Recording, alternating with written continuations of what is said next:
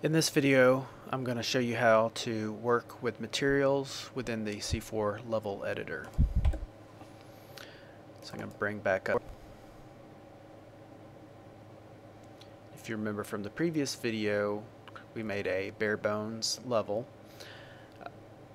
And while it was functional, it was pretty bland. It didn't have any textures or materials applied to the geometry. So I'm going to show you how to do that.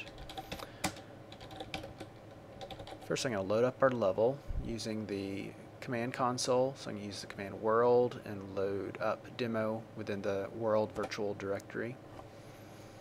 You can see within our perspective view that we have a plain white surface on our floor.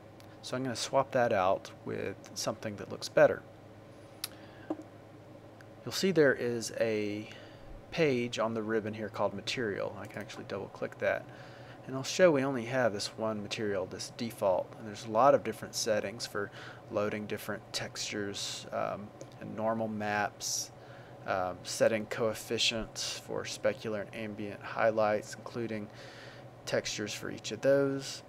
So it can get rather involved, and if you're just trying to learn how to use a level editor, you probably don't want to get bogged down with setting up materials just yet. So it's best if you can just swipe them from another source. In fact, that's what I'm going to show you how to do. I'm actually going to load up a different world now. So I'm going to go back to the menu, choose open world. I'm going to go under demo. So again, these are various assets that are needed for the game.dll. So if you load their default maps, it'll use all of this content that you see here. So I'm going to go under World. I'm actually going to load up the multiplayer map. So here is a view of the multiplayer map. You'll notice that this level editor's default config has been changed to this perspective view with only one viewport. In fact, you could do the same thing if you were interested for your own level editing. What I'm going to do is go under their material editor, and you'll notice it's a lot different.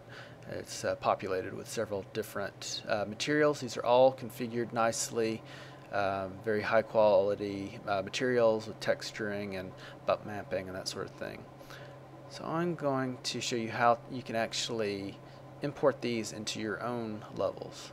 So I'm going to select the texture or material metal, just click on it, and I'm going to click on export. Then I'm going to export this under the file system to the tutorial directory and then under material. You'll notice I already have a few other textures here as well that I've already grabbed previously. But I'm going to save metal under this directory. Just click OK and that saves it. Close the material manager, and I'm going to close the level editor for this map. Of course, you could do this for any number of materials you might find in already existing maps. Just discard the changes. Okay, so now I'm going to go under the material editor for the map we've been working on, the demo.wld.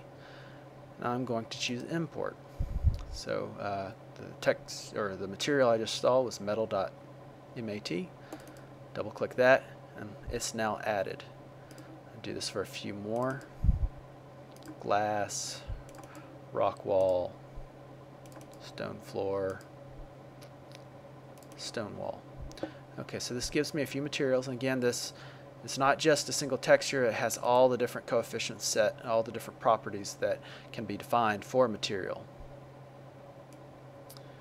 Okay, so you'll notice I've also selected metal, so it's got this box around it. So this will be the selected material for when I do things. Now what I'm going to do is I'm going to select my floor, which is this box under the scene graph.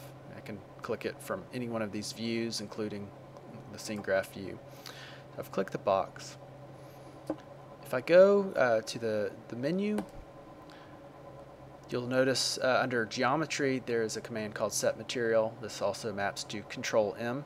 This will apply whatever the currently selected material is to the currently selected geometry. Click that and now it's applied. So let's see what it looks like when we actually play the game. So I'm going to choose Save and Play World. So now you can see there is in fact a metal texture applied to the floor I can run around on. So we still have this issue with not very good lighting, so it's only lit by the ambient coefficient. We'll fix that in a bit. But you can see I can run around on this. Okay, I'm going to go back to the world editor. Show you a few more ways you can use the materials. I'm actually going to create some other geometry, primitive geometry, using different materials. So I'm going to select something different, stone wall, and I'm going to pick sphere, draw out a sphere in my world,